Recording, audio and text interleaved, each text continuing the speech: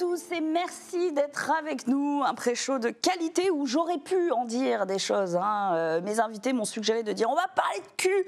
Ça aurait été peut-être plus racoleur, mais c'est vrai qu'on va parler de cul. Ne te cache pas le visage, Diane. C'est vrai, on va parler de ça, mais de manière élégante, de manière recherchée, parce qu'on est là pour la culture, ok. Il y a cul dans culture, c'est peut-être pour ça. Pour parler de l'érotisme au féminin dans les mangas, aujourd'hui je ne suis pas seule, et heureusement, parce que je serai allée dans tous les sens. À ma droite, Diane Truc, illustratrice. Voilà, j'ai mis sobrement illustratrice, mais vas-y, lance-toi, présente-toi pour ceux qui ne te connaissent pas. Diane Truc, de base plutôt dans le cinéma d'animation, donc animatrice 2D. Effectivement, j'ai commencé dans la bande dessinée avec le webtoon Colossal, donc sur la plateforme Webtoon. Et du coup, je suis éditée en papier, donc aussi édition papier et puis illustration. Enfin, donc il me semble que tu sors des Gobelins. C'est ça. Et tu arrives finalement, alors on va reparler un peu de ton parcours, il y a eu du catch, il y a eu des sujets quand même qui, a priori, pour le coup, sont hyper forts quand tu te dis, waouh, c'est une femme qui a mis les pieds dans le plat et qui a commencé à amener ça. Et puis Colossal, alors on vous en a parlé en long, en large, en travers notamment dans Mangasure, allez lire ce webtoon et surtout c'est disponible en papier. Je l'ai découvert au dernier festival d'Angoulême où votre éditeur en fait m'a dit, ouais. Il m'a dit, franchement, cette série, il faut que tu la suives. Un banger. Voilà. N'hésitez pas à vous jeter dessus. Miyako Slocombe, comment ça va? Ça va bien. J'ai mis sobrement traductrice, mais non, c'est pas juste traductrice, quoi. Tu traduis de tout, quoi. Je traduis de tout, oui. Principalement du manga, mais aussi de la littérature, du théâtre. Je fais du sous-titrage de ciné pour le cinéma aussi. Et je connais surtout Angoulême en tant qu'interprète, parce que ça m'est arrivé souvent d'accompagner des auteurs. Dont Junji Ito l'année dernière, par exemple. La chance. Voilà, c'était super. Oh, c'est incroyable, j'imagine que tu as 1 million d'anecdotes. Je rappelle, tu es lauréate du prix d'encouragement Konishi de la traduction littéraire en 2017, très prestigieux, et du prix Konishi pour la traduction de manga en 2021. Voilà, 2 giga boss avec moi sur ce plateau. La régie technique, toujours là. Peut-être qu'il y a une petite cam sur eux. J'espère que vous voyez... Ils sont là, vous les voyez un peu de dos, mais ils sont là, ils sont présents. Et on va directement rentrer dans le vif du sujet, à savoir le thème du jour, c'est la féminité et l'érotisme dans les mangas. Je vous pose du coup la question, en quoi la perception du corps humain, nu peut-être, de ses possibilités et son esthétique est-elle différente entre un homme et une femme ? Ah oui, ça c'est la question de but en blanc comme ça. Vous avez 4 heures. Vous avez 30 secondes en fait. Faites-vous plaisir. C'est vrai que j'avoue, quand j'ai vu l'érotisme au féminin dans les mangas, moi direct j'ai vu un petit cul masculin. Genre je me suis pas posé la question de oui les femmes, la beauté. Non, enfin moi ça m'intéresse pas les meufs. Du coup effectivement dans ma tête c'était surtout tout ce qu'on voit en fait, c'est des corps féminins. Dans l'art en général, la beauté c'est la femme, même le symbolisme en fait. Si vous prenez en référence les sculptures, souvent c'est soit des saintes, soit des symboles. Vous avez la liberté ou alors sainte je sais pas quoi. La justice. Voilà. Ils sont toujours à moitié à poil. Il y a un drap qui arrive à tenir alors qu'elles sont en train de courir, mais bon. Et du coup, le personnage, le vrai humain au final, c'est l'homme. Et ça se retrouve aussi beaucoup dans l'art, dans les œuvres manga finalement aussi. Le corps féminin, il est beaucoup plus un peu utilisé, en fait, découvert, mais aussi à cause du virilisme ambiant, mine de rien, on découvre pas les hommes de la même manière. Et j'ai apporté un petit peu pour étayer mon propos un petit fanzine de mon cru. J'en suis à 3 tomes, donc voilà. Alors, est-ce que c'est montrable sur Twitch? Est-ce qu'on peut ouvrir Parce que vous savez, alors après il y a un truc, si c'est un téton mais que c'est artistique, c'est ok. Les tétons. Mais on a connu des bans sur des peintures dans des musées. Bon, voilà. Mais il y a quand même une espèce de voilà. On ne peut pas tout montrer, mais on a quand même une idée. C'est un homme qui porte des porte-jartelles. Très bien. Voilà. Bienvenue sur le festival d'Angoulême, évidemment. Cette idée de mine de rien, qu'est-ce qu'en tant que femme, on a apporté à l'érotisme, de notre point de vue, du coup, pour ma part, de femme hétéro, en fait. Ouais. Ça, c'est une perception dont on va parler parce qu'il y a plein de choses qui rentrent en compte, évidemment. Je me tourne du côté de Miyako. Je te repose la question, mais peut-être sous un angle différent. Nous, en tant que femmes, quand on ouvre un manga et qu'on s'attend, on sait que c'est un manga érotique, à quoi on s'attend fondamentalement? Moi, pour avoir traduit des mangas érotiques dessinés par des hommes et aussi dessinés par des femmes, j'ai senti effectivement une différence. Alors peut-être effectivement que, alors on ne va pas généraliser non plus, mais dans les mangas d'un ton plutôt érotique dessinés par des hommes, on va vraiment mettre l'accent sur l'image qui va susciter du désir, moins sur peut-être tout ce qui se passe avant, la mise en place d'une situation, la naissance et le développement du désir, que j'ai plus senti chez des autrices féminines quand j'ai découvert leur travail en les traduisant. Alors justement, je suis tombée sur un article, un long article sur le site du Cairn, qui parle de la série Step Up Love Story de Katsuaki. Et il est dit donc dans cet article que c'est une nouvelle expérience, un couple hétérosexuel. Pardonnez-moi, enfin... c'est pas nouveau. Je crois que c'est voilà, waouh, un homme et une femme qui s'aiment dans un manga. Ce n'est pas nouveau. Alors on y trouve également, je cite l'article, une vision du corps féminin érotisé caractéristique du manga. Donc longiligne, taille fine, forte poitrine, ça défie les lois de la gravité. C'est-à-dire qu'à ce moment-là, des fois, quand je lis des mangas, je me dis comment elle tient debout, cette pauvre dame. Et il ressort de ce personnage une candeur, une fragilité ainsi qu'une naïveté, parce que oui, la femme, souvent dans les mangas, elle est là pour se faire sauver, pour tomber amoureuse. Très important d'être une enfant, mais avec des seins énormes. Exactement, c'est une enfant, elle ne sait pas finalement, elle ne veut pas que tu y ailles, mais elle veut quand même, et puis elle rougit. Ouais, bon, alors là, on est dans quelque chose d'absolument très original. Et une naïveté, donc du coup, dans ses réactions à l'acte sexuel. Bon, je vous fais pas un dessin, mais tu as traduit quand même beaucoup de mangas. J'imagine que tu as déjà eu beaucoup de fois cette situation où tu as une jeune fille qui, tout de suite, a le rouge qui monte aux joues.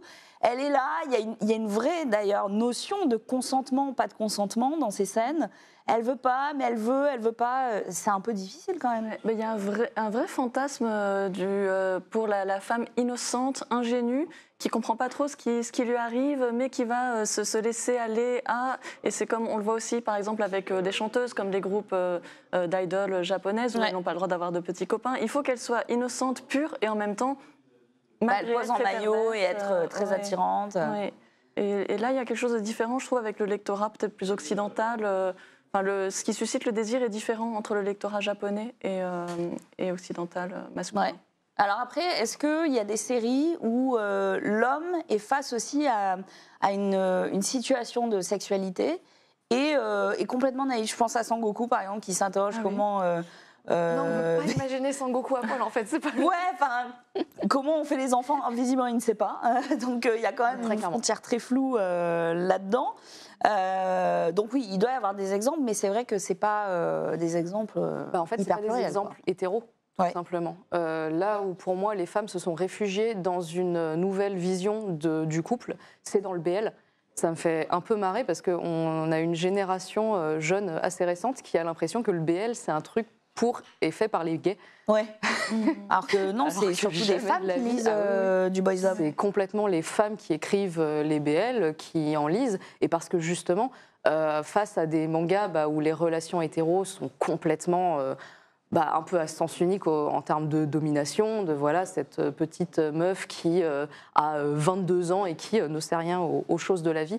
Là, elle retrouve parfois un espèce d'équilibre. Et même quand il y a des situations finalement qui peuvent être de la domination, vu qu'il y a deux corps masculins l'un face à l'autre, on a moins cette situation de danger, en fait. C'est un peu terrible à dire, mais... Alors, pour revenir sur cette fameuse histoire très originale de Katsuaki, on revient donc sur cette héroïne Yura qui n'a pas conscience visiblement de l'attirance qu'elle provoque, pour citer, voilà. Du coup, ça crée des situations cocasses avec son mari, ses collègues de travail, etc. Et un attachement, du coup, pour elle. Le fait qu'elle ne sache pas fait que le lectorat s'attacherait à elle. Perso, moi, ça m'énerve. Meuf, ouvre les yeux, juste sois pas naïve. Je pense qu'on peut faire un bingo vraiment de personnages détestables féminins. En fait, je me dis, est-ce que ça plaît en fait fondamentalement qu'aux hommes? Est-ce qu'il y a un tanto au-dessus de l'auteur qui dit non mais ça va marcher exactement, qui a son bingo en fait? Et est-ce que du coup, dans ce lectorat, on prend en compte aussi un nouveau marché? Tu as abordé celui du boys love. On peut pas nier que du coup, il y a une énorme part de marché féminine, de lectrices qui sont attirées par telle ou telle situation, tel trait de caractère. Est-ce que ça, c'est encore pris en compte? Toi, est-ce que tu le sens au niveau des nouveaux titres que tu traduis? Oui, alors bon, déjà, c'est vrai qu'effectivement, il faut répondre aux attentes d'un certain lectorat, et donc il y a tous ces codes du manga érotique destiné plutôt à un lectorat masculin avec ces filles ingénues qui ne savent pas ce qui leur arrive, alors que côté BL, en fait, ce sont surtout des autrices femmes, ce sont des éditrices, très souvent, et ce sont des lectrices qui aiment ce type de lecture.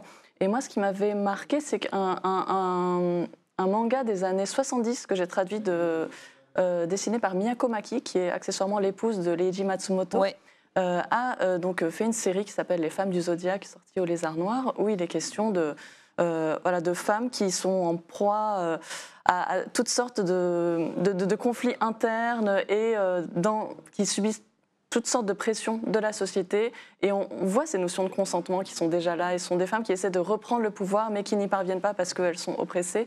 Et dès les années 70, j'ai été étonnée de constater qu'il y avait en fait des choses mais c'était un magazine josei pour des femmes. Donc voilà, c'était quand même un certain lectorat. Mais aujourd'hui, effectivement, avec l'explosion du BL, mais c'est très compartimenté en même temps. Ça l'est encore. Oui, ça l'est encore.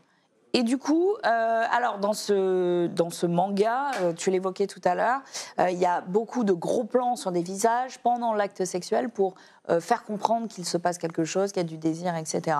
On parlait tout à l'heure plutôt des autrices que toi tu avais pu mesurer en data, qui allaient plutôt s'attacher sur la construction du désir, sur l'arrivée, la naissance de cette intimité entre deux personnages. Est-ce que vous avez peut-être des titres qui vous viennent comme ça, dont on pourrait parler, qui justement sortiraient de ces trucs habituels où tu as l'impression, en un claquement de doigts, il y a une meuf, c'est la voisine, elle vient, elle demande du sel et on tombe amoureux, c'est incroyable. Est-ce que vous avez des titres comme ça qui vous ont marqué par justement, que ce soit par des mangaka hommes ou femmes, mais qui justement attachent un petit peu plus d'importance sur la construction de cette intimité? Diane?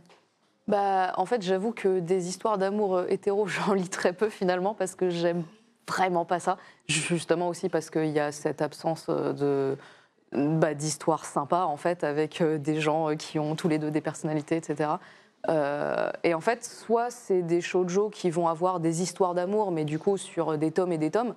Mon préféré, ça va être Kimi wa Pet, qui est vraiment super bien construit et qui a cette espèce de dichotomie entre le gars qui a l'air parfait, CEO, etc., et puis le petit mec qui au final a beaucoup plus sa sensibilité et vers lequel l'héroïne veut plus aller.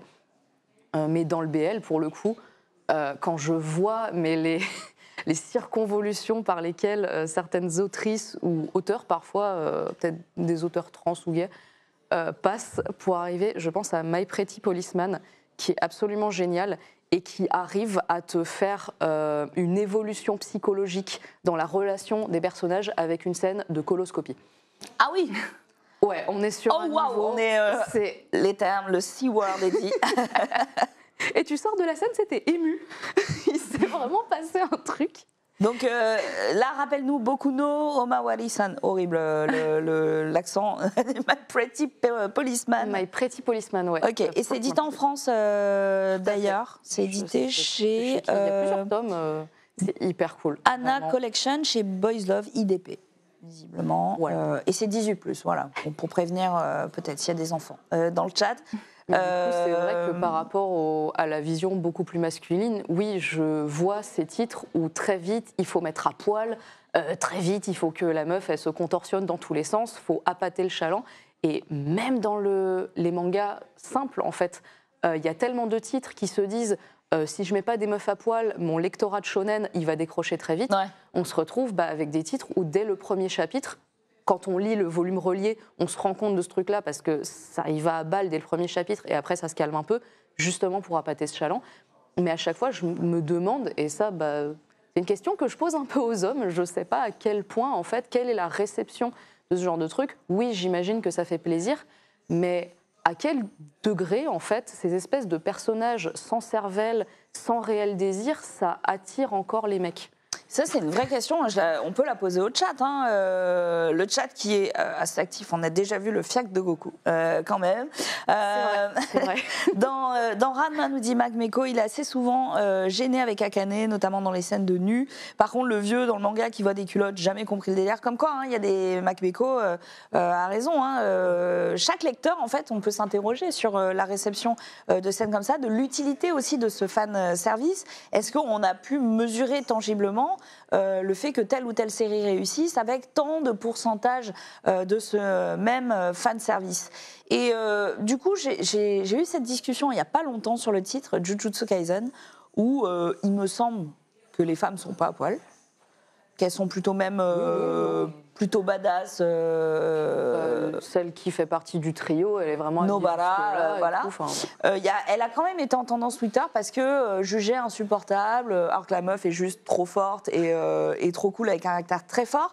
Du coup, j'ai remonté le fil de ces tweets qui haitaient ce personnage féminin. Et ce qui lui était fondamentalement reproché dans tout ce que je voyais, c'était alors que la fille est trop forte, qu'elle participe activement à un très gros combat, qu'elle a un vrai passé, il y a une vraie construction avec des amitiés, des machins, elle part de la campagne pour arriver à la ville.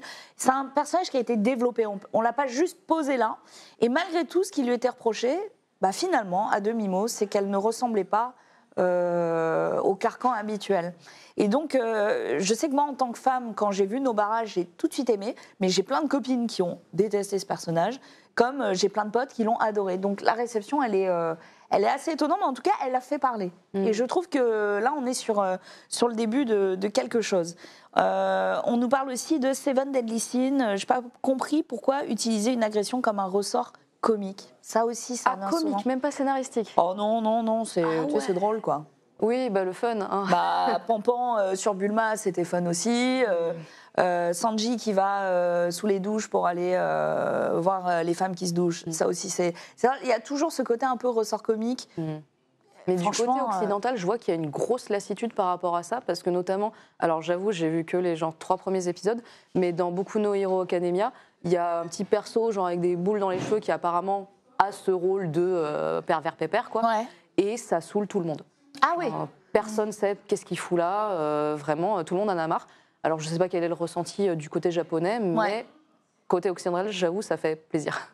Toujours dans Jujutsu Kaisen, je ne sais pas si vous suivez l'animé, mais du coup, il y a une scène, je ne sais pas si elle est dans la version manga papier, mais c'est un des personnages féminins qui a une très longue tresse de cheveux blancs qui vient notamment sur le visage, et il y a une relation un peu ambiguë avec son petit frère, où elle se retrouve dans un épisode, dans une scène absolument gratuite qui n'apporte rien dans le récit, si ce n'est d'appuyer sur le fait qu'elle est vraiment bizarre et dénuée d'émotions. C'est dans l'arc Shibuya, donc il se passe absolument un carnage à Shibuya, et elle s'est échappée, elle est dans un autre pays, et elle ne pense qu'à l'argent. Et son petit frère l'attend dans le lit, elle est nue, et il y avait un dialogue préliminaire avant qu'elle décroche le téléphone, où on sentait qu'il y avait une situation étrange. Et tout Twitter s'est enflammé en mode mais c'est quoi cette scène encore une fois bizarre. Et je me dis c'est dingue parce que Jujutsu Kaisen avait réussi à faire le petit pas de côté qui pour une fois mettait du féminin mais badass sans lui demander d'être à poil, etc. Et cette scène, on s'est presque demandé si elle n'était pas là pour justement réattirer ou se réapproprier un certain public. Et je crois qu'on a une période un peu charnière justement où le lectorat et les spectateurs savent vraiment plus trop ce qu'ils veulent voir ou ne plus voir. Mais voilà, on est en train d'y assister. Je rebondis notamment sur le chat. C'est surtout que le dessin change quand il se jette sur Elisabeth dans Seven Deadly Sins, d'accord, sur cette fameuse agression vue comme un ressort comique, comme si c'était drôle, alors qu'en vrai c'est ultra gênant et ça sert à rien dans l'histoire. De toute façon, là, on est là pour s'interroger et parler justement de l'érotisation du manga. Pour terminer sur sur ce titre que je vous évoquais, Yura, évidemment, a plein d'amants. Et ça rend le manga érotique. Encore une fois, je pense que ça le rend érotique qu'aux yeux d'une certaine proportion de lecteurs. Diane, je me tourne vers toi. Tu déclarais dans une interview que tu as commencé le catch en 2018, on le disait en introduction. Et qu'est-ce qui s'est passé au niveau de ton corps, justement? Ouf, beaucoup de douleurs. Ouais, j'imagine. C'est incroyable. Ouais, moi j'ai jamais été sportive. Genre vraiment, j'esquivais constamment le PS. C'était un cauchemar pour moi. Et je me suis dit, à partir du moment où le bac de PS est passé, c'est bon, je peux arrêter. Le sport, c'est terminé. Et en fait, tout a changé à Japan Expo 2018. Ah Finalement, être une weeb, ça sert. Il y avait effectivement ce carré de Puroresu. C'est ça. Le catch japonais, malheureusement, qui n'y a plus aujourd'hui, j'espère. S'il vous plaît, Japan Expo, ICWA, revenez. C'était du spectacle, ça. C'était génial. Et du coup, ils faisaient des initiations sur place.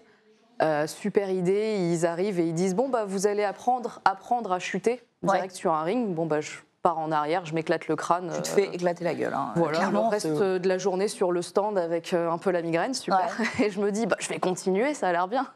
Ah oui, réaction absolument humaine et logique. Je me suis fait éclater, je veux continuer. Il a vraiment fallu que le gars me dise juste, t'as des bonnes bases. D'où, je sais pas, j'imagine c'était genre petite. Il a vu la lumière en toi. Je l'ai vraiment pris très à cœur, alors que je pense le gars, il essayait juste d'être gentil. Veuillez partir de ce stand, s'il vous plaît. Je vous en supplie, barrez-vous, c'est dangereux. Et finalement, je me retrouve aujourd'hui à être dans l'école de l'APC à Nanterre. Si jamais vous voulez tenter de faire du catch, venez à Nanterre, près de Paris, il y a des cours. Et effectivement, à partir de là, je me suis rendu compte que porter des gens, faire des trucs, ça nécessite d'avoir un corps un peu musclé en fait. Et j'avais absolument rien de tout ça. Je me suis mise à la muscu du coup. Et à partir de là, en vrai, ça a été un chemin mental assez incroyable. Ça a l'air tellement débile dit comme ça, mais genre, je faisais mes séances, je commençais à gagner du muscle et j'étais vraiment là en mode « Ah, mais c'est pour ça que les mecs, ils ont confiance en eux !» Ah ouais. Je te jure. C'est trop bizarre dit comme ça, mais la sensation d'avoir de la force, de pouvoir me débrouiller et faire des trucs avec mon corps, ça m'a apporté une espèce de confiance en moi sortie nulle part. Au-delà de l'esthétique, quoi. C'était vraiment. C'est parce que tu disais le gain de force physique était plutôt lié à l'indépendance. Ouais, c'est un peu ça. C'est con, c'est un peu je peux faire des trucs moi-même, alors dans la vie, en général, j'ai plus confiance dans ce que je fais. Et voilà. Alors surtout quand tu te lances dans le webtoon Colossal, est-ce que ça t'a permis, toi d'un point de vue illustration, de mieux comprendre la gestuelle, de mieux comprendre la musculature aussi? De base, je suis fan d'anatomie et de morphologie. Quand j'ai commencé à apprendre ça en école d'animation, du coup, je suis devenue une grosse nerd. Effectivement, Colossal, le fait de dessiner ses corps musclés et ses corps variés, en fait, parce que c'est ça qui me fait le plus kiffer, ça a été vraiment un plaisir. Et pour le coup, mettre un peu les corps masculins variés en valeur, c'était aussi un peu le but avec ce titre. Et mine de rien, je rebondis un peu, ça va aller dans tous les sens, bien sûr. Mais là, pour ça, finalement, c'est dans le thème. Je pense un peu à ce truc de est-ce que ça fait plaisir aux gens de voir des gens à poil à droite à gauche? Et venant du webtoon, oui, les gens beaux, ça fait plaisir. Genre... C'est le carcan. Hein. Je ne sais pas si tu traduis des webtoons. Non. Ils sont tous... c'est un clip de K-pop illustré. Les épaules, elles arrivent ici, le cou, il est là. Ouais. Le cou fait 3 mètres, mais ça reste proportionnel. Les épaules, c'est une armoire. Les yeux sont minuscules, mais ils s'étirent à l'infini. C'est incroyable. Et en fait, il y a cette espèce de truc où la majorité du lectorat, c'est des jeunes filles. Souvent adolescentes, et du coup, il y a la fougue de l'adolescence, tout ça. Et cette espèce de harem qui s'étend à perte de vue dans les webtoons, on comprend que ça fait super plaisir de voir des mecs beaux qui, de temps en temps, se dénudent, oulala, et là, c'est la folie dans les commentaires. Mais ça marche aussi du côté féminin pour les meufs. Alors peut-être qu'il y en a qui sont lesbiennes et qui kiffent l'idée, mais j'ai l'impression que les filles adorent, il y a une espèce de prédominance, mine de rien, du physique à notre époque. Et cet aspect d'avoir des meufs hyper bien mises en valeur, hyper qui ont un style et tout, ça attire énormément dans des titres. C'est vrai. que je lis beaucoup de webtoons. Donc, je vais regarder l'historique de mes séries. C'est vrai qu'il y a un truc qui revient énormément et que je n'ai pas forcément retrouvé dans les mangas. Le prince scandaleux. Marry my husband. C'est vraiment... elle est là, il y a un parterre de mecs très beaux qui veulent être avec elle. La chambre secrète de la fille oubliée, alors Secret Bedroom of the... Bon... Histoire d'avoir des titres pas chiants à retenir, ça c'est bien. J'ai vu qu'il y avait du cul, beaucoup. Alors ça, je peux vous dire que ça vous saute dessus, ça vous prend la gorge, vous y attendez pas. C'est ouf parce que dans les mangas, tu vois ça, tu prends des titres où va y avoir des belles meufs parce que souvent tu fais le line-up, c'est très rapide. Les mecs, il y en a des vieux, des moches, des gros, des minces. La meuf, c'est voilà, la belle meuf. Alors que cette espèce de harem de mecs beaux, t'en auras jamais autant dans un manga, en fait. La preuve que, pour les meufs, il y a quand même aussi cette recherche d'érotisation sur les corps masculins. Complètement. Et alors, du coup, je me tourne vers toi, Miyako. Est-ce que ce contre-pied que prend le webtoon, en proposant quelque chose qu'on n'avait jamais vu, dans le manga, en tout cas de manière extrêmement plurielle, parce que franchement, sur 40 séries, j'aurais pu te citer, je crois que c'est à peu près les mêmes scénarios à chaque fois, mais j'arrive à trouver à chaque fois une différence. Est-ce que finalement, c'est pas l'aveu que le manga est encore soit trop fermé, le manga grand public, a changé drastiquement justement de décor, de cadre, de décorum, quoi, ou est-ce que c'est juste la destinée du lectorat d'aller sur un autre média qui, du coup, va potentiellement se différencier en ne proposant que l'exact inverse? Après, oui, c'est vrai que dans le webtoon, je pense qu'il y a une espèce d'immédiateté un peu de la chose qui fait que c'est plus facile de proposer des choses diverses. C'est beaucoup plus cadré, on va dire, dans le monde de l'édition. Et effectivement, il faut des autrices qui vont proposer des choses un peu nouvelles, tout ça, mais elles ne peuvent pas être toutes seules là-dedans. Il faut tout un terrain pour elles. Il faut que les maisons d'édition les aident, les soutiennent là-dedans. Il faut aussi qu'il y ait un lectorat qui demande ça. Et plus largement, il faut que la société en fait, soit prête à s'ouvrir pour accepter ce type de récit. Donc, ça me semble effectivement plus compliqué dans le manga. Ça va prendre plus de temps, je pense. Mais à côté de ça, moi, je pense à des autrices comme Asumiko Nakamura, qui, moi, j'ai traduit Utsubura, qui est un manga plutôt policier, mais avec pas mal de scènes érotiques. Et à côté de ça, parallèlement, elle a une carrière d'autrice de BL, que j'ai pas trop lu. Et c'est un dessin hyper beau, et les hommes sont très séduisants. Aussi, il y a Fumi Yoshinaga, qui a fait Le Pavillon des Hommes, What Did You Eat Yesterday, et qui a aussi parallèlement une carrière BL. Il y a Ayako Noda, qui ont tout un trait extrêmement... qui ont des personnages masculins super séduisants. Donc il y a aussi des choses variées quand même dans l'édition de manga. Est-ce qu'il faut aller faire l'effort d'aller les chercher, ou est-ce que tu dirais qu'aujourd'hui, ils sont suffisamment mis en avant, ces titres? Est-ce qu'on les trouve vraiment en tête de gondole dans toutes les librairies? Est-ce que c'est ceux qui sont poussés par les éditeurs aussi? En France ou au Japon? Les deux. Les deux. Parce qu'au Japon, je pense qu'il y a vraiment, dans les librairies, tout est bien classé. On sait, si on sait ce qu'on veut, on va le trouver. En France, c'est un peu plus compliqué, j'ai l'impression. Mais il y a quand même une offre, je trouve, très large. Plus qu'avant, en tout cas. Oui, plus qu'avant. On est assez gâtés au niveau traduction en France. Ouais. Je pense notamment à des éditeurs qui en font aussi leur devoir. J'ose espérer, et en fait, je crois, par exemple, pour Akata, je crois profondément que ce n'est pas du marketing, qu'il y a une réelle volonté de pousser des titres qui... passerait peut-être inaperçu dans d'autres maisons d'édition. Et je trouve ça bien qu'aujourd'hui, on ait en France une pléthore d'éditeurs et que certains soient particulièrement identifiés justement sur certains sujets. J'avais un truc sur le webtoon. Ah oui, c'est une interview toujours que j'ai vue de ton scénariste, le scénariste de Colossal, Rutil. La scénariste, oui. La scénariste, ok. Pardon, je ne sais pas pourquoi je croyais que c'était un homme.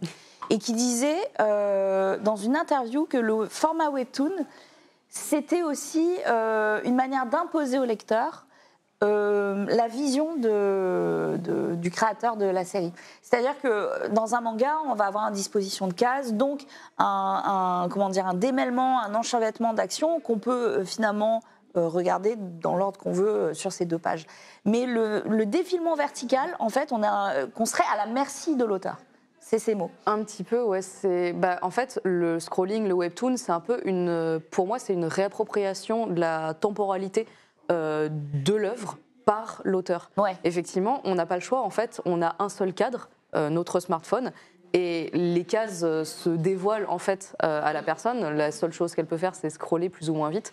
Mais du coup, oui, il y a un petit peu cet effet de découverte obligatoire, case par case. Mais est-ce que c'est pas du coup extrêmement à propos quand on veut dérouler une situation Tu vois, une construction d'une intimité, du désir. Voir ça. Pour un effeuillage, ça devrait être absolument parfait, j'imagine. En fait, c'est parfait. Je trouve que ça se prête quand le format en fait est au service justement d'une idée comme ça, une vision de l'auteur qui a envie de construire quelque chose de lent, de lascif. Certains auteurs et autrices rajoutent de la musique aussi sur leur série, puisque au final, ils ne sont pas limités par ça. Un manga, c'est très muet, c'est noir et blanc.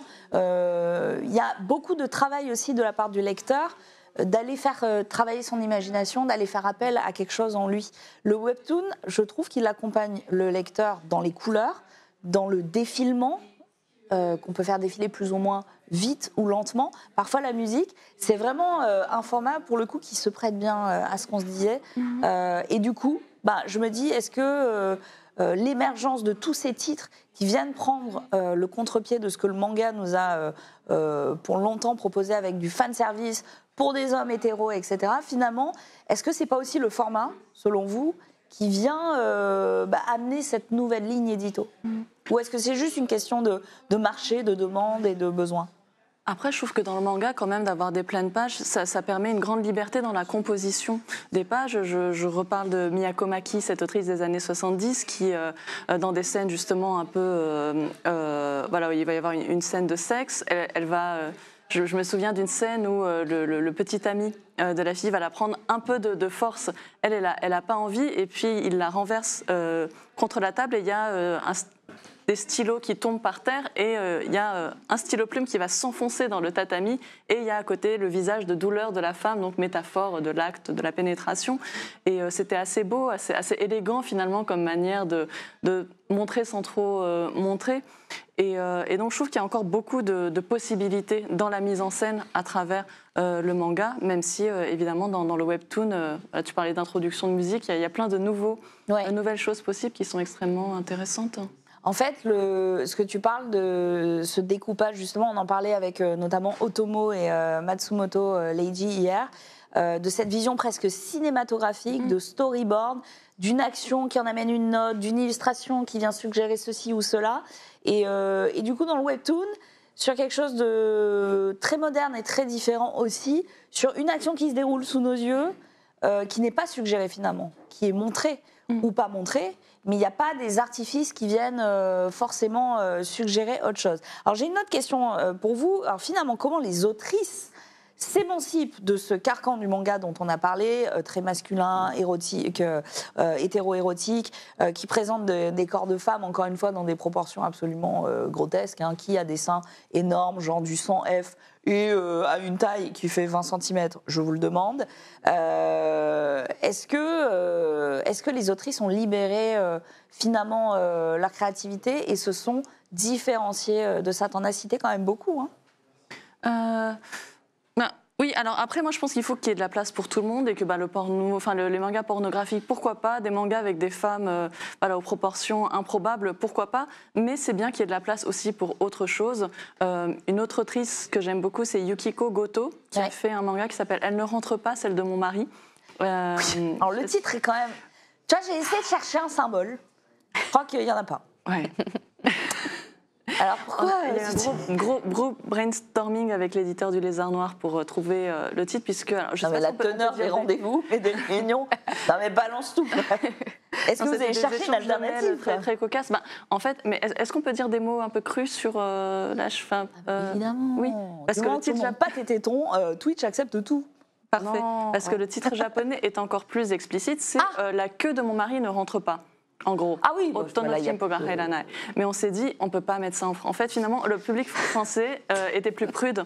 On s'est dit, mais personne ne va oser prendre le livre, alors que la maison d'édition japonaise a fait le pari d'oser vraiment faire un titre provocateur, voir si ça fonctionne ou pas. Après, c'était une mise en page très élégante de la part du graphiste, où les lettres étaient séparées les unes des autres et il y avait une ligne qui les reliait. Donc il fallait vraiment se concentrer pour lire « La queue de mon mari ne rentre pas Ouais, ». Donc un enfant de 8 ans qui va dans son combini pour acheter son petit onigiri, il va pas forcément... C'est indéchiffrable, ouais. Okay, d'accord. Et c'est une histoire tirée d'une histoire... Enfin, c'est tiré d'une histoire vraie. C'est un roman autobiographique à la base qui a été adapté en manga d'une femme qui a un mari dont la queue ne rentre pas. Et ils vont quand même rester ensemble. Ils vont trouver d'autres moyens de s'aimer.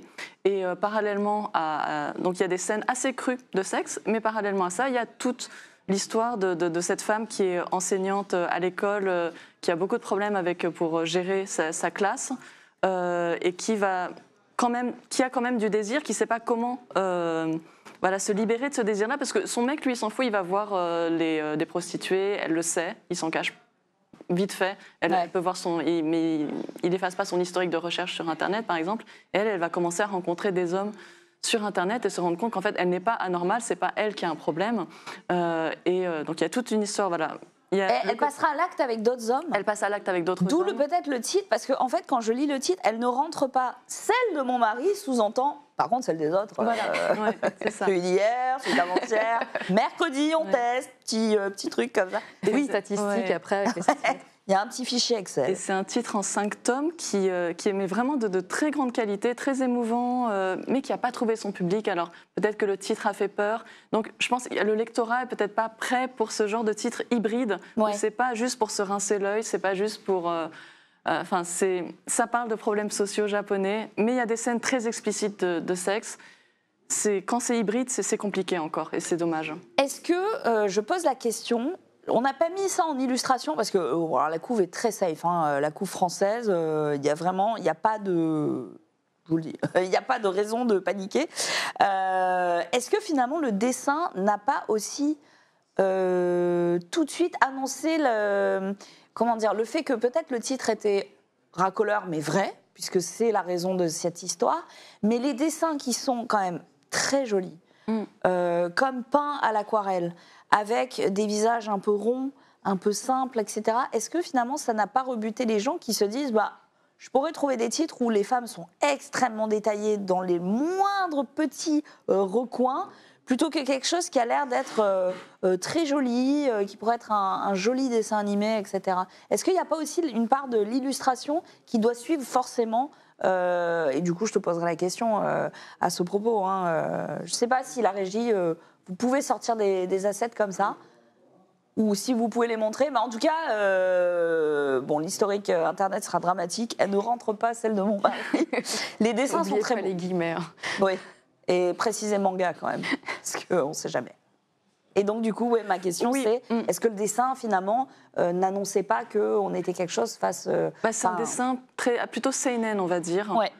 Donc, a priori, pour un lectorat plus qui cherche pas une vraie lecture, mais un manga en tant qu'œuvre, pas du porno. Et donc, peut-être que le style de dessin a perdu un peu.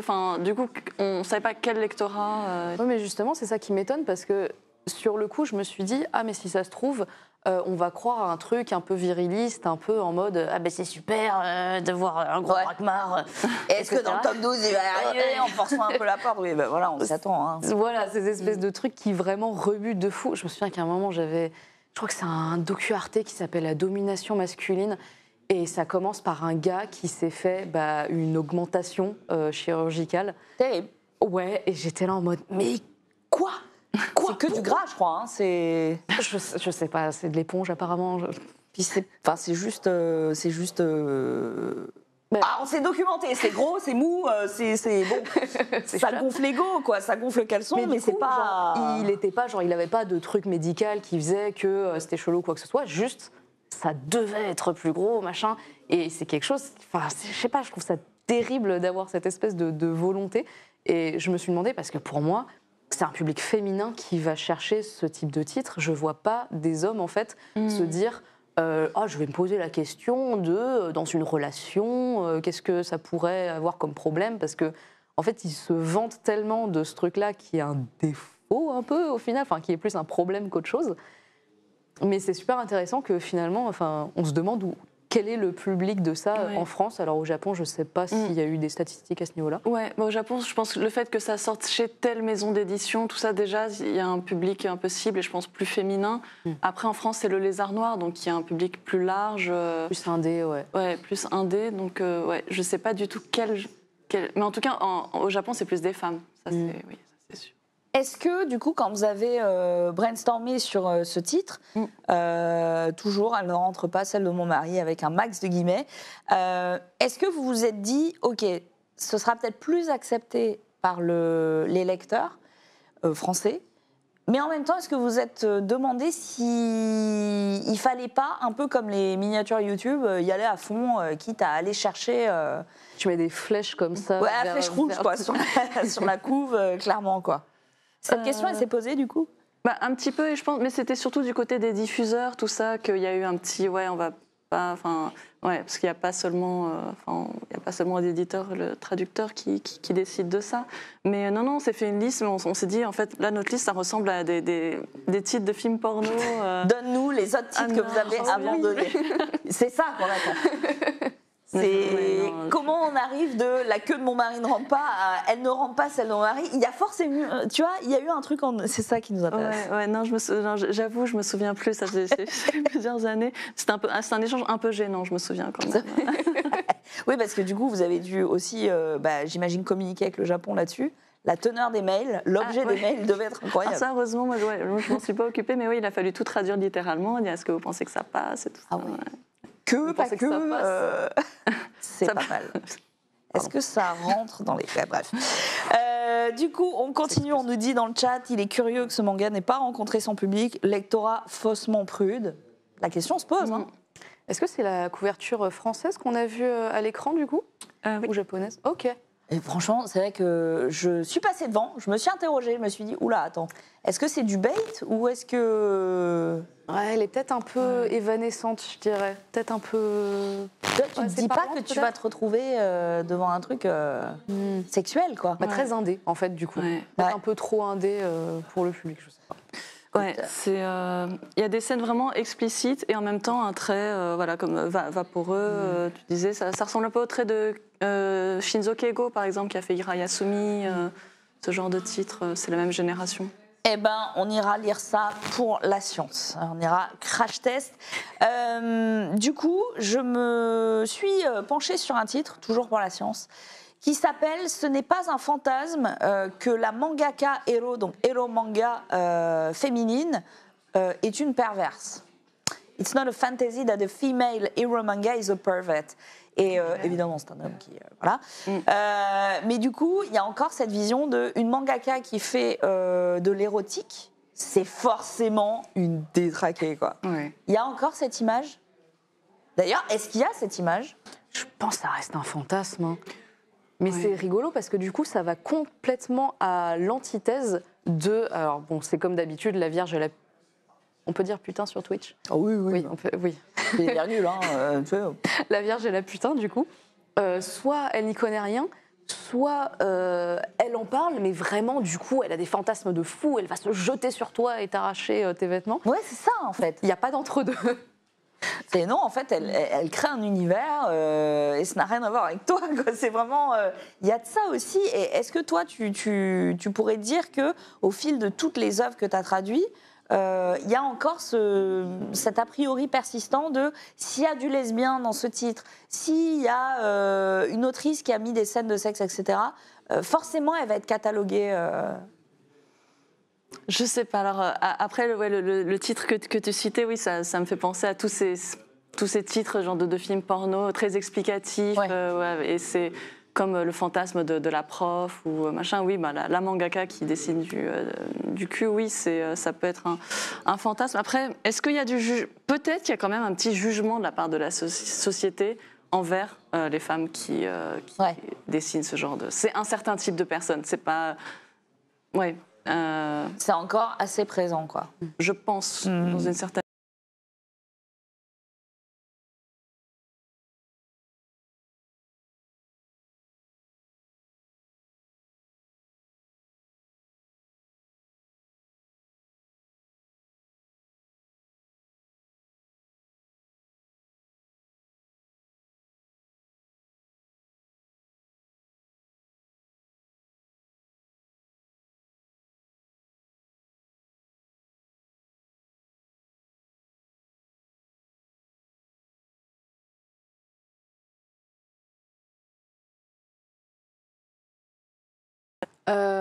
Alors pour le coup, oui, il y a un peu que ce soit... Enfin non, je pense pas que ce soit inconscient. J'ai quand même cette espèce de volonté d'apporter ma vision un petit peu de l'objectification de l'homme en fait. Parce que pour le coup, théoriquement, je suis pas non plus contre l'objectification des femmes, le fantasme, le porno comme tu dis. Bon, quoi qu'il arrive, on est des êtres humains, il y a des espèces de besoins à assouvir.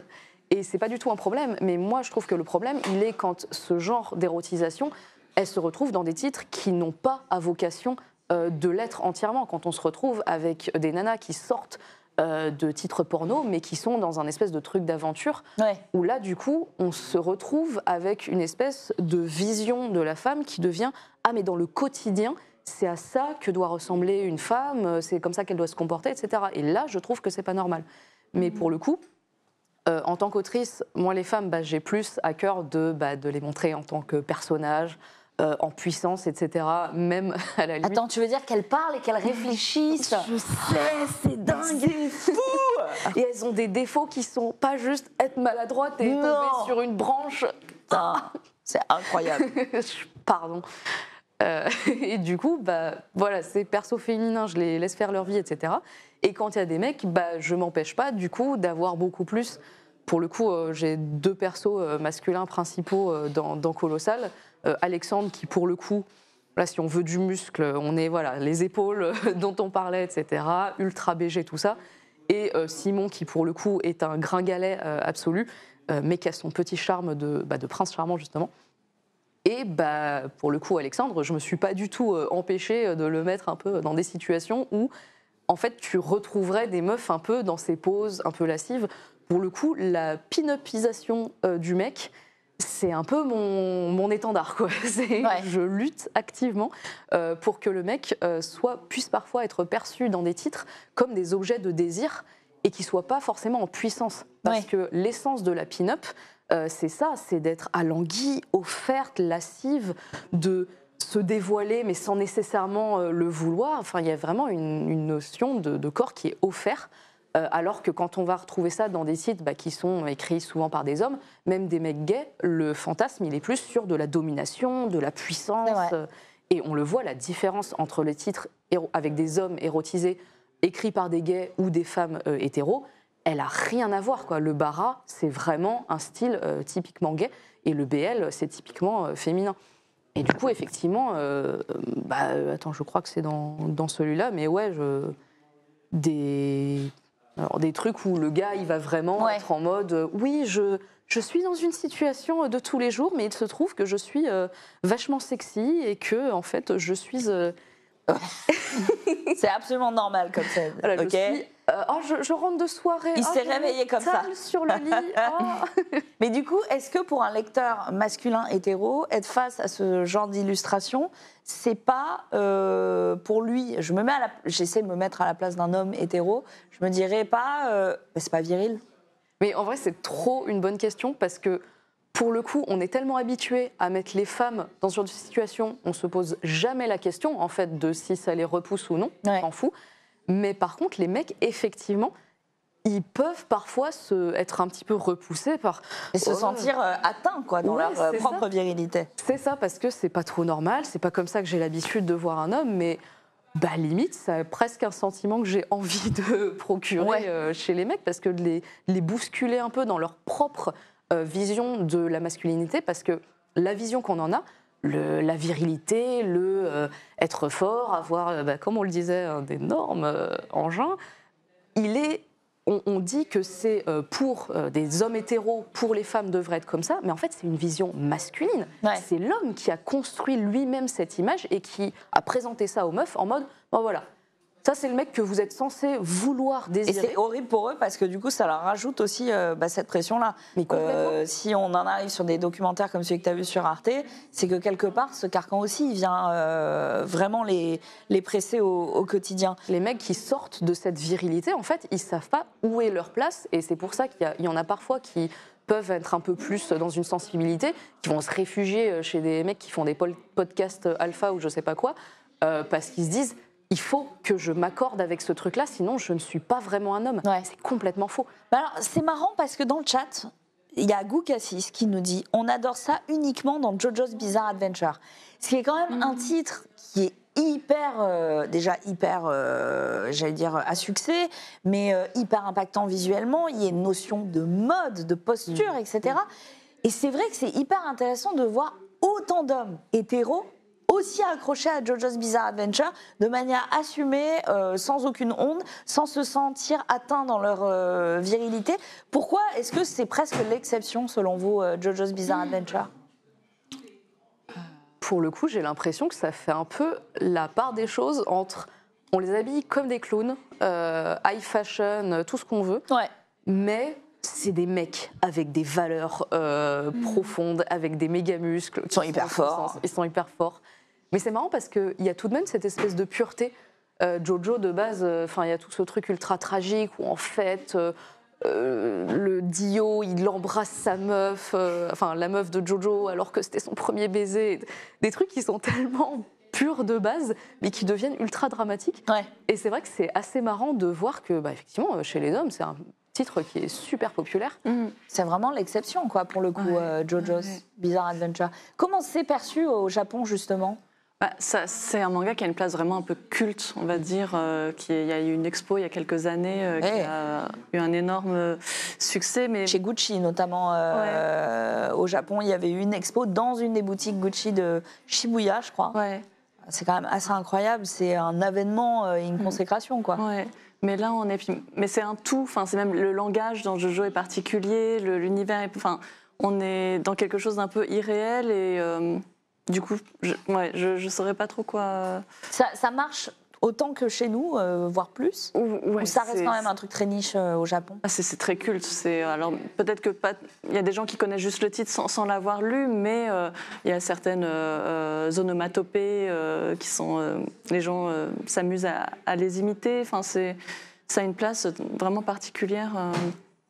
Alors, j'ai un ami qui est gay, qui a beaucoup fréquenté les milieux gays au Japon, qui est japonais lui-même. Et il est grand, très musclé, barbu. C'est un titan, quoi. Et il me disait que plus les Japonais, en tout cas c'était sa vision, plus les Japonais étaient comme lui, très musclés, très barbus, ils étaient tout de suite cramés. Et plus ils étaient longilignes, fins, presque maquillés, avec le sac à main de leur copine dans les mains, plus on savait qu'ils étaient hétéros. Ça m'avait fait hurler de rire, cette réflexion. Je m'étais dit, ah oui, donc il me disait, moi, les Japonais savent que je suis gay, ça se voit. Je l'ai regardé, j'ai dit, si ça devait se voir, ça se voit pas trop, quoi. Et il me dit, ah si, là-bas, on le sait. Alors que si j'étais beaucoup plus fin, rasé, avec une petite poudre, une petite crème et un sac à main, j'aurais brouillé les pistes. C'est ça étonnant, quoi. Mais je m'étais fait la réflexion il y a plusieurs années. Je me disais, c'est marrant parce que en Occident, on a des critères de beauté pour les hommes qui vont être, je sais pas, la mâchoire carrée, d'un nez droit, j'en sais rien. Mais au Japon, les critères masculins sont quasiment les mêmes que les critères féminins. Oui. Donc effectivement, c'est rigolo. Alors qu'ils se rapprochent de la féminité. Une peau très lisse, une mâchoire en cœur. Et complètement. Tout. Et puis même, quand on passe à Shinjuku, justement devant ces bars à Host, ils sont tous quand même des cheveux longs, colorés, etc. Est-ce que ça fait finalement partie des critères? Et est-ce qu'on le retrouve dans le manga, ces critères de beauté-là, masculins? Je pense que oui, effectivement, ce sont souvent des garçons un peu androgynes, qui sont, grands, minces, et alors que le type d'homme musclé, barbu, on va très rarement le trouver dans un manga comme un personnage séduisant. Ce sera plutôt le personnage rigolo, mais pas l'objet du désir féminin. Ça, c'est marrant. Mais j'ai l'impression aussi qu'en France, de manière vraiment plus mondiale, ça a tendance à... les goûts de l'homme idéal pour une femme ont tendance à évoluer aussi. On voit des acteurs comme Timothée Chalamet, qui maintenant c'est ce type de garçon un peu trouble dans la façon de s'habiller, qui assume son côté efféminé, qui a du succès auprès des femmes, et je trouve ça intéressant de... Parce qu'il y a peut-être plus aussi, à travers, parce qu'on cite Henri Cavill dans le chat, Henri Cavill serait gay au Japon peut-être, sachez-le, mais il y a ce côté, je pense qu'en tant que femme, je me projette avec Henri Cavill, et je me projette avec Timothée Chalamet. Timothée Chalamet, je peux lui faire hop, une clé de bras et il est à ma merci. Henri Cavill, je pense que je lui fais une clé de bras, je me casse le même bras et lui il n'a pas bougé. Donc il y a peut-être aussi un rapport de comment on a envie aussi d'être traité en tant que femme dans une relation hétéro et comment ça se retranscrit. Mais c'est vrai qu'il y a une évolution des codes de beauté.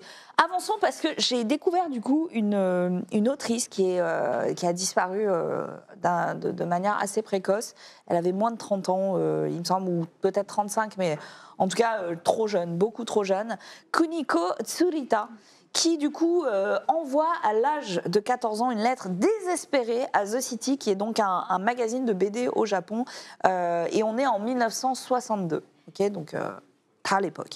Elle rêvait de devenir mangaka. Elle était aussi très attristée par le fait qu'elle n'avait, au fil des concours auxquels elle avait participé, jamais pu atteindre autre chose que la 4e place. Et elle avait envoyé énormément de travaux. Il est dit dans les recherches biographiques autour d'elle que vraiment sa vie s'était dessinée, quoi. C'est quelque chose qui est beaucoup revenu, notamment sur la thématique de Leiji Matsumoto, de Tezuka aussi, ce besoin frénétique de tout dessiner, et que le jour où le mangaka ne dessine plus, c'est que bon, c'est un peu la fin, quoi. Du coup, la réponse de la rédaction entièrement masculine était la suivante. Extrêmement violente. Il semblerait que vous avez envoyé des séries d'action. Nous vous recommandons de vous en tenir à ce qui vous est familier et dessiner des histoires de filles. On est en 1962, c'est l'époque, c'est le contexte, ok. Du coup, qu'est-ce qui s'est passé? Est-ce qu'elle a pleuré dans sa chambre ou est-ce qu'elle s'est relevée? Forcément, elle s'est relevée encore plus fort. Elle a réussi à devenir par la suite la seule collaboratrice féminine de la prestigieuse revue Garo. Elle a toujours refusé de verser dans le shoujo qui va infantiliser le personnage féminin, qui va être naïf, candide, etc. Et ça, c'était le contexte culturel dans lequel elle a travaillé et dans lequel elle a évolué. Il y a plein de journalistes, d'auteurs, etc., qui ont écrit sur elle et qui disent que ses premiers travaux suivaient souvent les normes masculines en matière de genre, d'expression, tout en devenant de plus en plus androgynes ou centrés sur les femmes d'une manière qui les différenciait de ce qui était dessiné par les hommes à l'époque. Je crois que je vous ai mis quelques illustrations à la régie. N'hésitez pas à les balancer. Normalement, c'est dans l'ordre. Du coup, les créations de Tsurita reflètent à la fois son goût pour la littérature française. C'était une grande passionnée de littérature française. La bohème tokyoïte et sa bataille, justement, pour ne pas être étiquetée au cours de sa carrière comme autrice de manga féminin, avec tout ce que ça comportait comme devoir, responsabilité et limite aussi. Et sous sa plume, les jeunes femmes se font androgynes pour mieux brouiller les pistes. Ah oui, c'est les fameuses assiettes qu'on ne peut pas montrer? Parce que c'est des plans. C'est des couvertures. Pour moi, c'est OK. Hein. Bah, je pense que c'est OK. Je pense que c'est OK. Est-ce qu'on va être dans l'illégalité? Bah, normalement, c'est OK, quoi. C'est vraiment... c'est pas, tu vois, c'est pas un trailer, c'est pas un truc, c'est juste un dessin. C'est un dessin qui a été utilisé notamment le 3e, je crois. Peut-être pas le 3e. Le premier, peut-être pas le premier. Le 2e, non, le 2e, c'est vraiment blanc. Le 2e, c'est OK, je pense, puisque c'est l'illustration d'un article de The Atlantic. Donc je pense que ça peut s'afficher. Sinon, chez vous, vous pouvez taper Tsurita, URITA, et vous verrez justement ces espèces de silhouettes très très très longilignes, très filiformes. Il y a de la nudité, mais c'est pas le propos, c'est pas la finalité. Et du coup, est-ce que, selon vous, on doit être impertinente, parce que c'est ça qui lui a été reproché par la suite. Hein. Elle a parodié des personnages de Tezuka, de Shigeru Mizuki. On est dans les années 60. C'est un scandale, c'est un blasphème presque. Est-ce que, selon vous, on doit être impertinente pour justement répondre déjà à la violence telle qu'elle a reçue dans la réponse des éditeurs, ou au contraire, est-ce qu'on doit finalement ne pas être impertinent? Comment est-ce que ça marcherait aujourd'hui, selon vous? Oui, bah, l'impertinence, complètement. Enfin, il y a un moment, ce que tu disais tout à l'heure avec est-ce qu'il y a un tanto qui est penché sur l'auteur pour lui dire de dessiner tel truc ou tel truc? Bah, je pense que oui, il y a quand même une industrie où les éditeurs sont parfois plus vieillissants que le lectorat moyen. et du coup qui ne s'accordent pas forcément aux volontés premières du lectorat, aux désirs même, puisque c'est de ça qu'on parle, et qui forcent une vision finalement.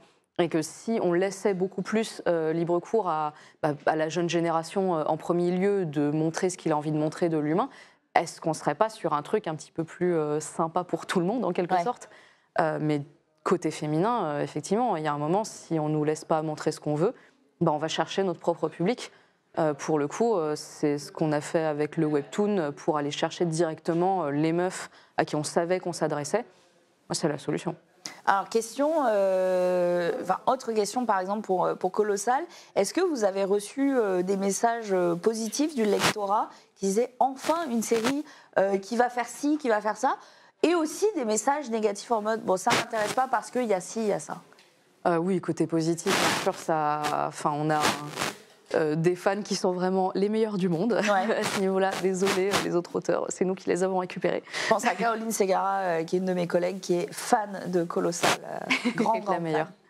Un des trucs qu'on nous disait, que surtout les fans nous disaient, c'est « Ah, ça me fait trop plaisir de voir un perso féminin qui me ressemble plus, qui a des défauts, qui fait des conneries, qui est sarcastique, qui est beaucoup plus humaine, quoi. » Et effectivement, côté mec, on sentait qu'il y avait un attachement extrêmement fort au perso masculin. Et pour le coup, en fait, les gens qui... Il y a eu très peu de négatifs. En fait, j'ai personne qui est venu devant moi et qui m'a dit « C'est vraiment... c'est pas comme ça. je déteste les rousses. Oh, vraiment, D'accord, il n'y a pas eu des commentaires hyper virilistes Non, pas du tout. En fait, ça va plus être des mecs qui s'y intéressent pas parce qu'ils sont rebutés d'entrée de jeu par le fait qu'ils se disent Rose, héroïne, pour les meufs, c'est pas pour moi, je vais pas lire. Alors que on a eu, parce qu'on a évidemment aussi un public masculin, il y a eu notamment un journaliste qui nous avait dit mais vous dites que c'est pour un public féminin, mais moi j'ai bien aimé. Oui, c'est pas parce qu'une œuvre est pour un public que t'as pas le droit d'apprécier aussi. Le titre est au féminin et tout, mais ça veut dire que t'as le droit d'apprécier. On nous dit dans le chat qu'il y a un micro qui frotte. Ah, est-ce que vous voulez que je prenne un micro main? Ok, la régie elle est sur le coup, putain, ils sont là. Du coup, je vais me tourner à la prochaine partie en fait de se dérouler, l'érotisme vraiment vu par une autrice. Concrètement, je te pose la question, Miyako, est-ce que l'érotisme dans un manga c'est forcément la nudité? Non, pas du tout. Je pense que l'érotisme, c'est plutôt dans la mise en place, l'installation d'une certaine atmosphère. Et comme j'en parlais un peu tout à l'heure, c'est quelque chose de graduel. Je pense que un lectorat féminin sera plus sensible à une montée petit à petit d'un truc une tension sexuelle qui va s'installer. C'est là où il y aura de l'érotisme plus que dans l'acte en soi. Alors après, il y a aussi de la nudité. Elle peut être plus ou moins crue, il y a les deux. Mais c'est vraiment plus dans la situation et les relations entre les personnages. Il y a aussi énormément d'érotisme dans des paroles, dans des attitudes. Et c'est plus sur ça, j'ai l'impression que les autrices femmes ont tendance à se concentrer. Il y a une époque où quand une femme retirait ses gants ou montrait son poignet, c'était érotique. C'est incroyable de dire ça. Aujourd'hui, je montre mon poignet à mon mec, il va me dire qu'est-ce qu'il y a, t'as besoin de l'heure. C'est fou, quoi. Les temps changent. Mais aussi d'un point de vue éditeur, du coup, qu'est-ce qui fait qu'on passe? Parce que ça, c'est notre vision aussi en tant que femme. On imagine que c'est une vision, une escalade du désir. Mais est-ce que d'un point de vue éditeur, il y a une case pour l'érotisme? Qu'est-ce qu'il faut faire pour cocher cette case, pour ne pas y rentrer justement dans cette catégorie et pouvoir toucher un maximum de public? Ou qu'est-ce qui fait qu'on bascule justement dans le déconseillé aux 14, 16, 18 J'ai l'impression que c'est surtout le visuel qui va jouer parce que c'est quand même l'impact visuel chez les personnes qu'il faut protéger de ça, de ce type d'image. L'émotion, elle est immédiate plutôt que par les mots, par ce qu'on entend, par les autres. Ce qu'on voit, c'est quand même, ça peut vraiment marquer un jeune public, par exemple. Et donc, c'est surtout pour protéger le jeune public qu'on va catégoriser, il me semble. Et donc, quand on va avoir des choses assez extrêmes d'un point de vue visuel, ça va passer dans une certaine catégorie. Et donc, par l'usage de la métaphore, comme on en voit par exemple, vous avez dû voir l'expo Hagiomoto. Je n'ai pas vu encore, j'ai trop hâte là. où certaines scènes de sexe sont vraiment suggérées avec beaucoup d'élégance.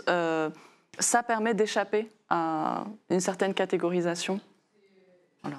Je suis en train d'aller sur le site de Manga News et j'ai tapé manga érotique. Ok, donc ça me sort le top 10. Top 10, Shin Angel chez Black Box en 2006. Donc on suit Kosuke Atami, 33 ans, qui voit sa vie bouleversée du jour au lendemain après la rencontre d'une belle jeune femme.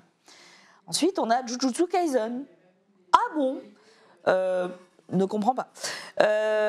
World's End Harem en 2016 chez Delcourt Tonkam. On est en 2040, donc une série vraiment qui voit dans le futur un jeune homme, Reito, victime d'une maladie rare, plongé dans un long sommeil cryogénique, le temps qu'une solution soit apportée.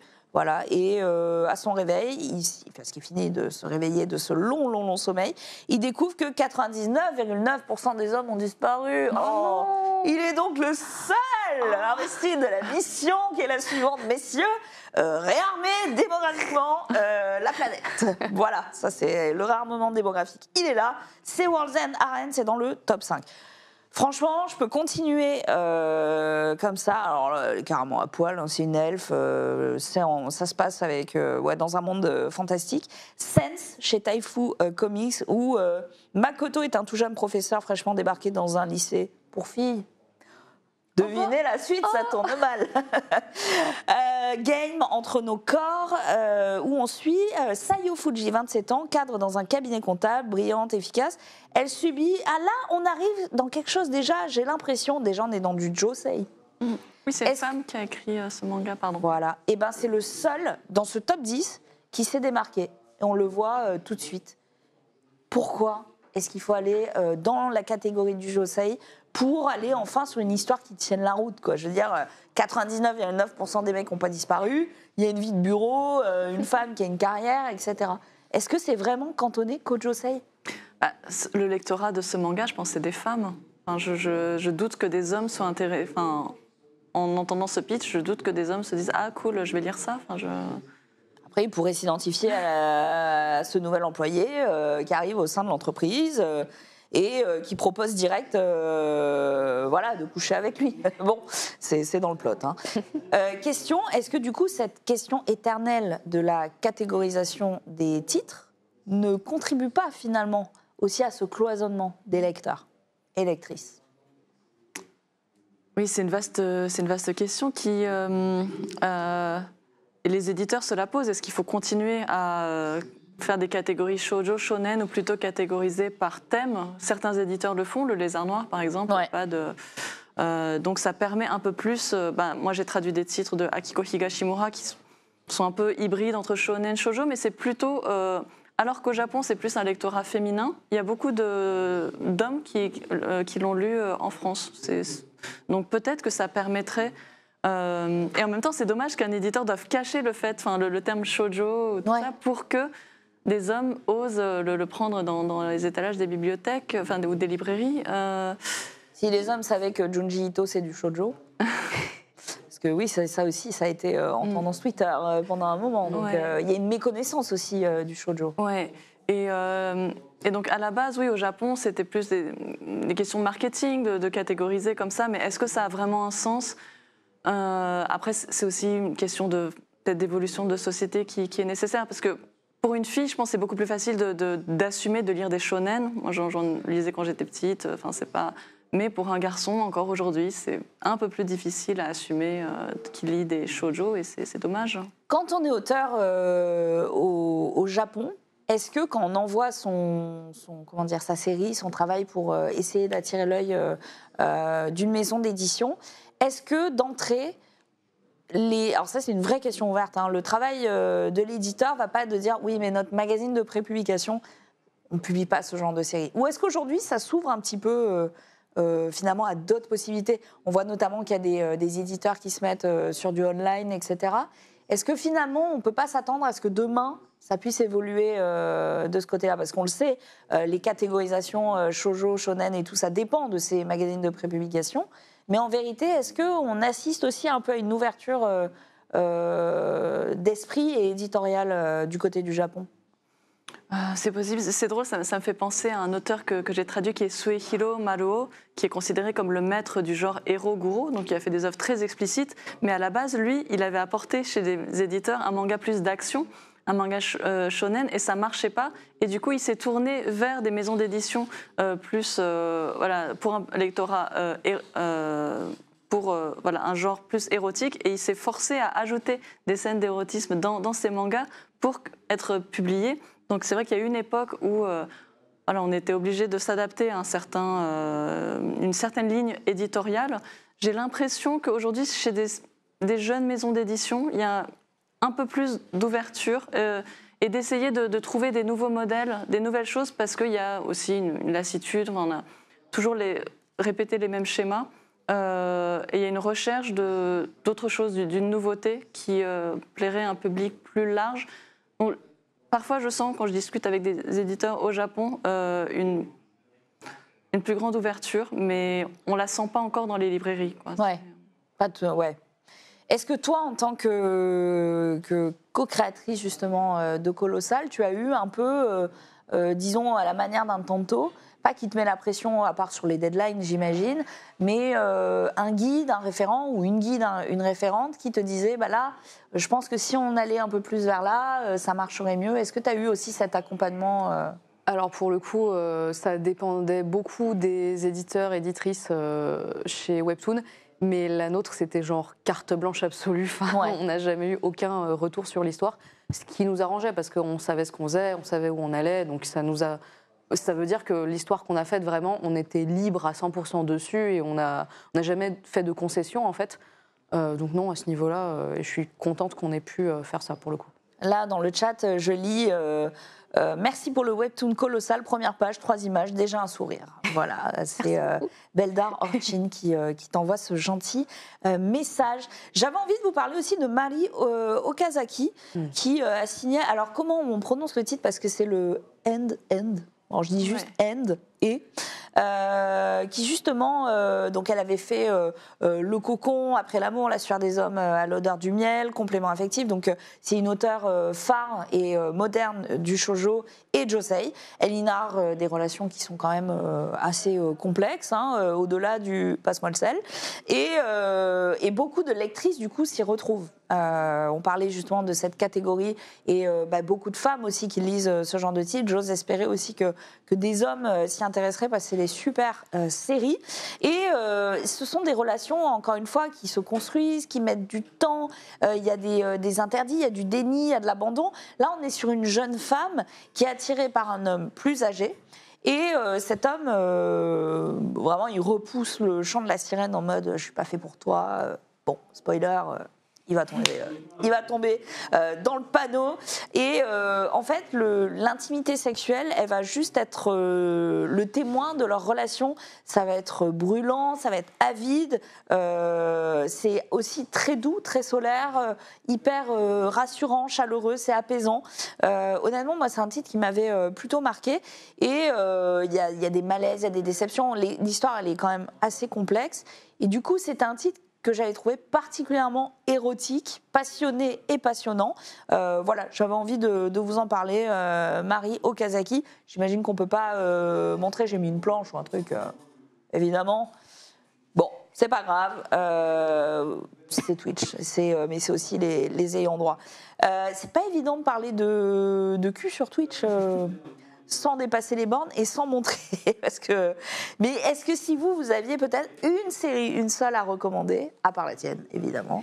C'est pas érotique, moi, mais. C'est pas érotique, mais en tout cas, une série qui vient bousculer, comme on disait, ce fameux cadre dont on avait l'habitude, ce serait quoi? J'ai pas pensé à ça avant.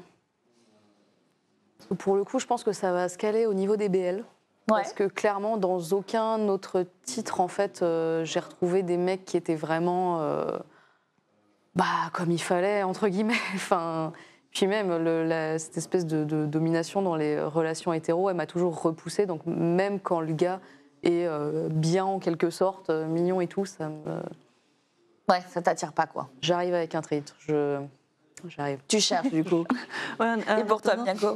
Moi, j'ai envie de reparler de Elle ne rentre pas, celle de mon mari, qui est vraiment incroyable. Pardon, je suis, Ouais, je ce suis titre, obsédée par ce non, mais titre. c'est génial. Mais je trouve ça tellement, enfin, un titre d'une telle qualité, je trouve ça mais tellement dommage qu'il n'ait pas trouvé son public. Moi, ça m'a vraiment émue pendant que je le traduisais. Je trouve ça d'une grande qualité. Et Yukiko Goto, c'est une autrice qui justement, elle assume son langage, on sent qu'elle se fiche de la vie des autres, que c'est pas forcément facile de le faire, mais elle continue son chemin. Enfin, je la trouve très très classe comme personne. Je l'ai jamais rencontrée, mais je suis très admirative. Donc, Elle ne rentre pas, celle de mon mari. C'est pas que du cul, ça montre très bien les problèmes de société qu'il y a au Japon, et ça décrit aussi extrêmement bien. Oui, les rapports entre hommes et femmes, et il y a quand même énormément d'amour entre ces deux personnages, beaucoup de complexité qui est très bien exprimée, et voilà, c'est un titre vraiment coup de cœur. Et puis, et si pour les personnes qui commencent à s'intéresser au shoujo vintage, avec notamment Hagiomoto, il y a cette autre autrice, Miyako Maki, qui a fait Les Femmes du Zodiaque, alors qui est malheureusement, je crois, épuisé à l'heure actuelle, mais le jour où il sera réédité, c'est très intéressant de voir comment dans les années 70, des femmes autrices ont montré des personnages féminins qui ont du caractère. Alors, je vais revenir sur Elle ne rentre pas, celle de mon mari. C'est drôle parce que j'en ai lu beaucoup des mangas. Quand je lis le titre, au-delà de ce que ça évoquait, de ce qu'on s'est dit dans ce choix de titre, on comprend que du coup, il y aura du bêta-testing sur d'autres partenaires. Mais je me rends compte que je me mets naturellement et spontanément, encore une fois, à la place d'un homme et pas d'une femme. Pas d'une femme qui reçoit, mais plutôt d'un homme, alors que c'est elle, c'est son point de vue, c'est mon mari a telle caractéristique, et voilà ce que ça implique chez moi. Je me rends compte que de manière systémique, je me mets à la place de l'homme qui se dit « ouais, elle rentre pas, du coup c'est… » Et c'est incroyable comment ça nous a imprégnés, quoi, comment c'est infusé dans notre perception. Et comment changer justement cette perception? Moi, c'est un truc qui a tourné en boucle pendant que j'écrivais le conducteur de cette émission, parce que je me disais, merde, j'arrive pas à me libérer de ce truc, quoi. Mais c'est vrai que moi aussi, là, en voyant pour la première fois tes images ici, j'ai trouvé ça troublant parce qu'on n'est pas habitué à ce type d'image.